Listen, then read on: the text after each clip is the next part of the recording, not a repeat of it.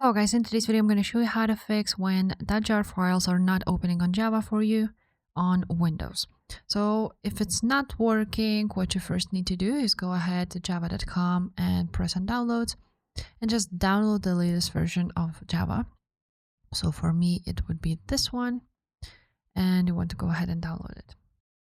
Now if that didn't fix the problem with the latest version, what you also want to do is go ahead on the Google and write down jar fix and press on the first option right there.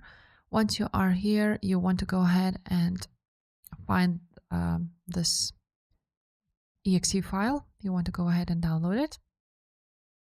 And after it will download, you want to press on it and run it. Press yes if it asks anything. And now you will see this message pop up. So this was registered successfully and installed. Now, if that still didn't fix the problem, another thing you need to do is go ahead and the browser, write down Java JDK, press on Oracle option, and you want to download the Java Development Kit. So the development kit would be this one. You're going to choose if you are on Linux, Mac OS, or Windows, and then you're going to go ahead and install it from here, just like so. And again, you want to go ahead and run it.